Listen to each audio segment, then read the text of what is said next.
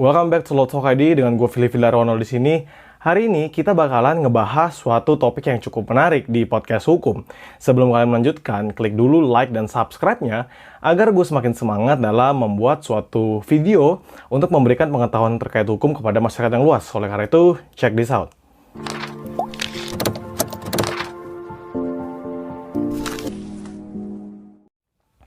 Hari ini kita bakal ngebahas suatu topik yang sebenarnya sebelumnya sih pernah gue bahas ya, terkait dengan perlindungan data pribadi.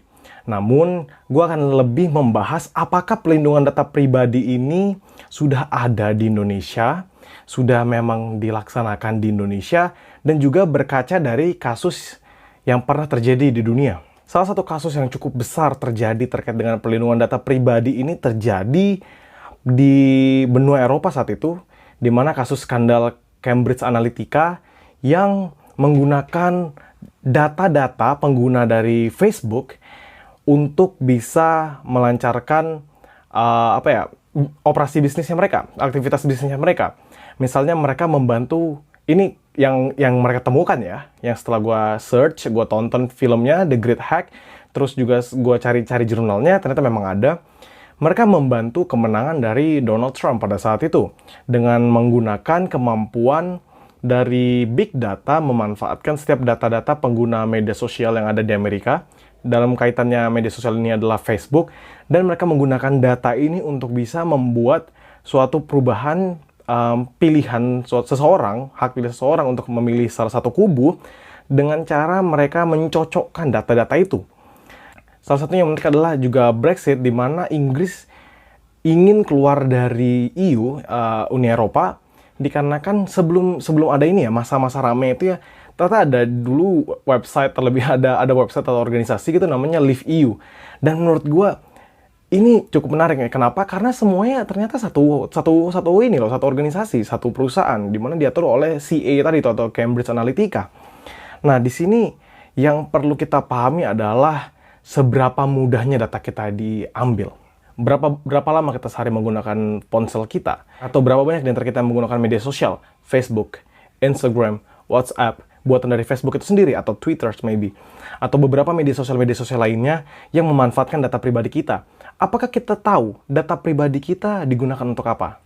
Apakah kita tahu jenis data pribadi seperti apa yang mereka proses selama ini? Dan berdasarkan faktanya, Facebook, ini kalau kita bahas secara gamblang ya, Facebook tuh bahkan lebih tahu tentang diri kita dibanding orang tua kita sendiri. Facebook memiliki 5.000 data tentang diri kita yang mereka cocokkan, dan mereka bisa mengetahui kesukaan kita apa yang kita selalu cari, apa yang kita tidak sukai, konten-konten apa yang selalu engage dengan kita, apa hal-hal yang bisa kita jauhi, dan konten-konten seperti apa yang selama ini memang bersimpangan dengan kita. Mereka tahu. Mereka benar-benar bisa tahu dengan cara mencocokkan data-data tadi. Di luar negeri, yang bagusnya adalah mereka aware dengan hak mereka sebagai seorang individu yang memiliki data pribadi, di mana mereka merasa data pribadi bagi mereka adalah hal yang sangat penting. Namun sayangnya di Indonesia tidak seperti itu. Kita dapat dengan mudah mentransmisikan data pribadi kita ke masing-masing yang lain tanpa peduli apa konsekuensi di belakangnya. Misal baru-baru ini gue ngeliat di komunitas Facebook, ketika ada orang membuat komentar, mereka bikin komentar kayak, ayo yang mau gabung grup WhatsApp bisa DM saya. Dia ngomong DM, tapi orang-orang komen. Mereka tuliskan nomor HP-nya mereka, seakan-akan nomor HP mereka tidaklah suatu data yang penting begitu. Padahal nomor HP ini adalah data yang paling penting. Di mana data-data kayak nomor HP, sekecil nomor HP aja, digunakan oleh beberapa perusahaan untuk melaksanakan telemarketing. Mereka kirim kita SMS, mereka tahu WhatsApp kita, mereka bisa tahu line kita, hanya menggunakan nomor ponsel ini loh. Yang menjadikan kesadaran pentingnya data pribadi yang dimiliki oleh Indonesia menjadi suatu keuntungan bagi perusahaan-perusahaan yang sangat besar, perusahaan-perusahaan yang memanfaatkan data ini. Bahkan dalam jurnal yang gue baca, data pribadi ini merupakan komoditas yang paling mahal yang saat ini sudah mengalahkan harga dari minyak, harga dari hasil-hasil bumi lainnya. Data pribadi ini adalah hal yang paling penting.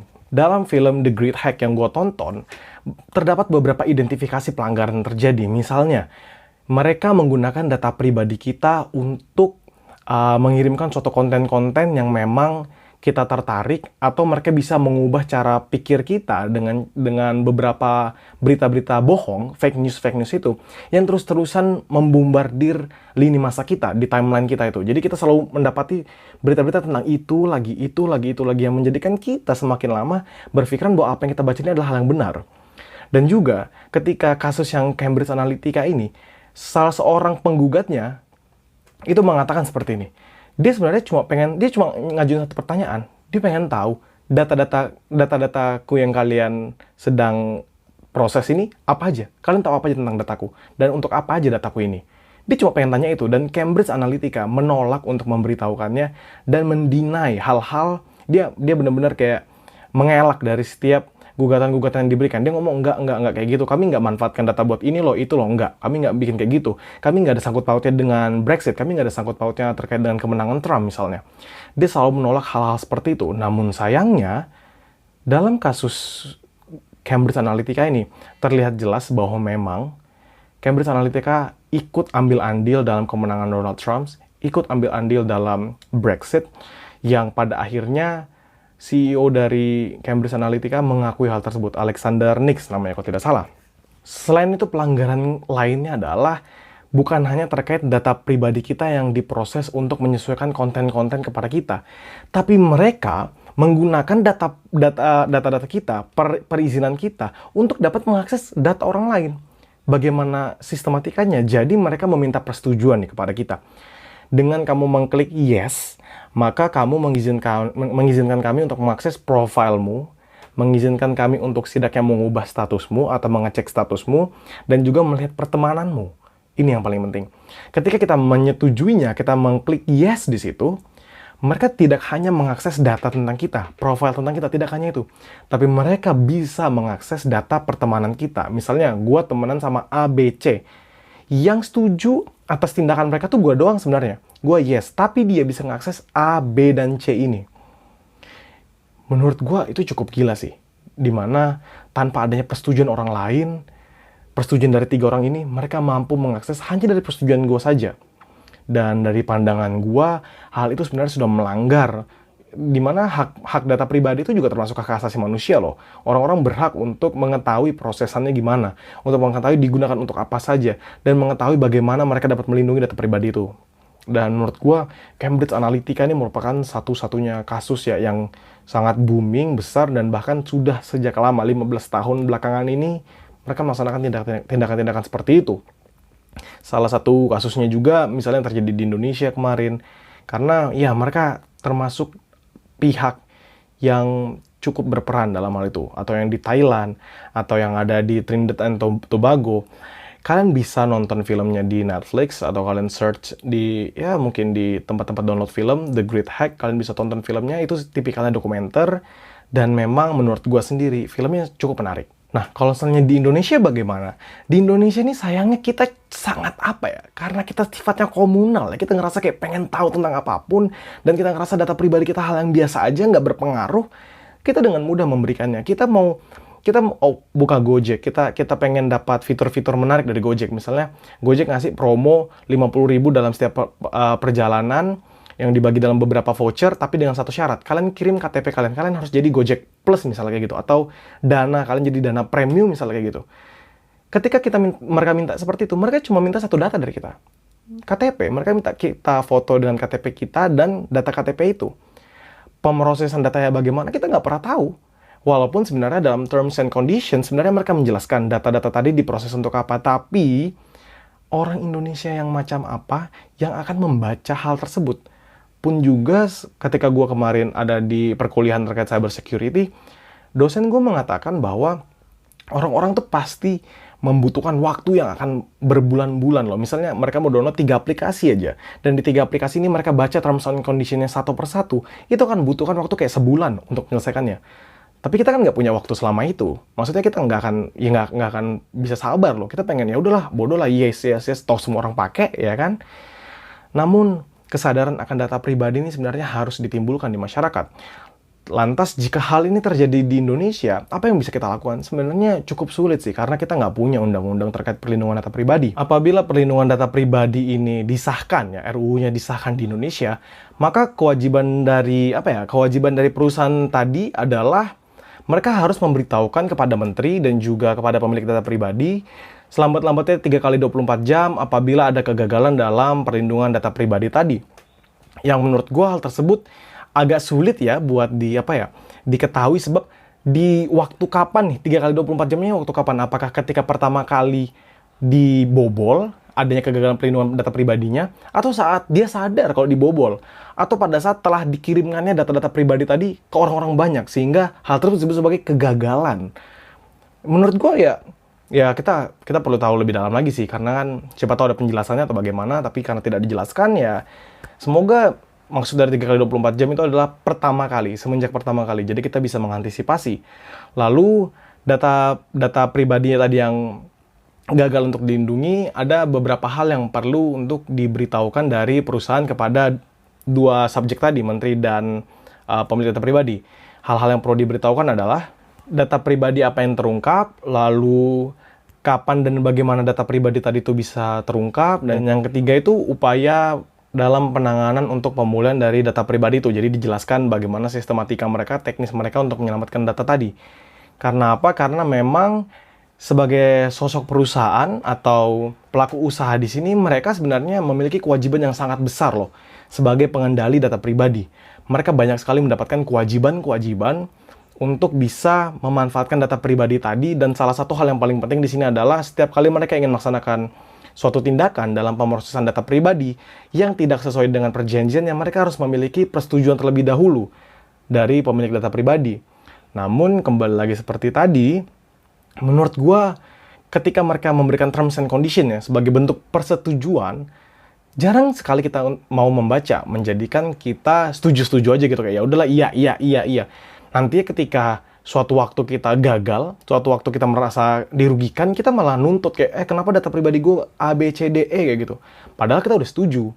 Cuman di satu sisi lain, perusahaan juga harus memberikan kemudahan, akses kepada pengguna dalam membaca terms and condition. Misalnya terms and conditionnya panjang banget, 60 halaman misalnya gitu. Mereka bisa kayak ngasih brief summary dalam 1 halaman aja untuk menjelaskan hak kita apa, kewajiban kita apa, data kita gimana prosesnya. Mungkin bisa, tapi ya sampai saat ini belum ada dilakukan seperti itu. Dalam kaitannya dengan pengendali data pribadi atau tadi sosok yang sebagai perusahaannya, pelaku usaha, mereka sebenarnya bertanggung jawab penuh loh dalam menjaga perlindungan dan juga prinsip-prinsip keamanan dari data pribadi kita. Sehingga menurut gua, jika RUU ini disahkan di Indonesia ya, maka kewajiban dari perusahaan ini sangatlah besar untuk mampu menjaga data pribadi tadi. Terkait dengan kewajiban-kewajiban lain sebenarnya juga dijelaskan dalam pasal ya. Tapi kan ini tipikalnya dia udah kebobolan nih, udah terjadi pelanggaran ya. Makanya tanggung jawabnya dia adalah memang sepenuhnya untuk mengembalikan kerugian-kerugian yang dialami oleh pemilik data pribadi. Termasuk juga memang karena kan ini hubungannya antara perusahaan dengan penggunanya, atau kita bisa sebut kayak pelaku usaha dengan konsumennya. Sehingga apabila konsumennya dirugikan tanpa sepengetahuan mereka atau tanpa adanya perjanjian yang sah, atau kerugian yang mereka alami itu karena kelalaian dari perusahaan, maka mereka berhak untuk mendapatkan ganti kerugian terkait dengan kegagalan perlindungan data pribadi tadi. Apabila jika tipikalnya sama seperti Cambridge Analytica gitu, di mana Facebook mengatakan bahwa Cambridge Analytica harus menghapus data-data pribadi yang mereka manfaatkan dalam jangka waktu tertentu. Namun Cambridge Analytica ketika sudah menghapusnya, ternyata tidak dihapus secara seluruhnya. Ternyata mereka masih memiliki penyimpanan lain yang mereka gunakan, mereka manfaatkan untuk tujuan yang lain. Nah itu nanti ujung-ujungnya itu nanti bakal balik ke perusahaan tadi. Mereka harus bertanggung jawab penuh. Mengapa? Karena tindakan mereka itu dapat disebut sebagai lalai. Mereka tidak mengikuti peraturan, mereka tidak, mereka fokus utamanya adalah cara mencari keuntungan bagi diri mereka sendiri, dan cara yang mereka lakukan itu sebenarnya melanggar hak-hak orang lain. Termasuk juga dari pengguna tadi. Nah, menurut gue sendiri, dari pandangan gue ya, apabila RUU Perlindungan Data Pribadi ini disahkan di Indonesia, maka tidak ada sedikitnya perlindungan atau hak-hak yang bisa dimiliki oleh pembisnis. Kenapa? Karena memang penjelasan terkait dengan RUU Perlindungan Data Pribadi ini, fokus utamanya tuh ke pemilik data. dibanding ke pengendali data itu, si perusahaan. Sehingga RUU ini akan lebih condong ke pemilik data pribadi dan memanfaatkan hak-hak mereka, bisa memberikan yang terbaik bagi pemilik data pribadi dibanding kepada perusahaan pengendalinya. Kenapa? Menurut gue sih ya cocok aja sih, maksudnya adil-adil aja, karena di satu sisi pengendali data pribadi kan monetize, mereka mendapatkan penghasilan operasional mereka tuh mereka dapatkan dari penggunaan data pribadi ini gitu kan. Dan mereka memang harus kewajiban untuk melindungi data pribadi ini, baik itu ketika mereka mengirimkan ke perusahaan lain atau mengirimkan ke perusahaan di luar negeri, mereka harus memiliki suatu itikat baik dan juga pertanggungjawaban atas seluruh data pribadi ini. Kenapa? Karena ini komoditi mereka. Dan tidak diberikannya hak kepada mereka, bagi gua sendiri sih wajar-wajar aja ya. Maksudnya haknya nggak eksplisit dijelaskan pada RUU Perlindungan Data Pribadi. Tapi yang bisa kita pahami tadi, karena mereka monetize dari situ, dan memang hal itu menjadikan tanggung jawab mereka diperbesar lagi. Mereka sudah dapat keuntungan soalnya. Dan menurut gue ya, cara yang paling menarik yang dapat kita lakukan saat ini dalam penanganan kasus data pribadi ini adalah membiarkan setiap pribadi, setiap individu mampu untuk self-monetize data pribadi mereka. Jadi, mereka uangkan data pribadi itu. Kalau kamu mau mengakses data pribadi saya, silakan. Tapi kamu kasih tahu prosesnya kemana aja, dan kamu harus memberikan saya kompensasi. Kamu harus memberikan saya kayak royalti lah gitu kan, tipikalnya. Kamu gunakan data pribadi saya konsen, tapi kamu harus memberikan saya uang juga, timbal balik bagi saya. Dan menurut gue hal itu ya adil-adil aja sih bagi kedua belah pihak. Dan di kasus yang lain, di kasus Cambridge Analytica ini, sebenarnya kalau misalnya kita lihat lagi ya, ada beberapa hal juga yang mereka langgar. Yang menurut gue jauh dari kata data pribadi, sebenarnya itu. Jauh dari kata data pribadi, tapi ini yang paling penting. Ini yang selalu ditekankan di film The Great Hack. Bahwa dia sebenarnya nggak masalah kamu gunain data pribadi seperti apa. Dia bilang bahwa Facebook, Amazon, atau perusahaan-perusahaan besar, Larry Page dalam membuat Google, atau perusahaan teknologi manapun lah yang menggunakan data pribadi ini sebagai komoditi mereka, seharusnya mereka sadar bahwa teknologi mereka ini bisa dimanfaatkan jauh dibanding hanya sekedar bersosial media. Mereka bisa memanfaatkan data pribadi kita. Dia cuma bilang kapan kita bisa melaksanakan suatu elections, melaksanakan suatu pemilihan umum dengan adil dan tidak dipengaruhi siapapun. Kapan? Dia ngomong kayak gitu. Secara fair, karena memang dengan adanya bantuan data pribadi tadi ini, mereka bisa mengubah pandangan dari swing voters, orang-orang yang masih agak bingung memilih yang mana, bahkan ada tendensi untuk golput, mereka bisa ubah pandangan mereka ini untuk memilih salah satu kubu. Dan menurut gua hal itu cukup gila, dan memang ya pelanggaran yang terjadi bukan hanya lagi sekedar data pribadi.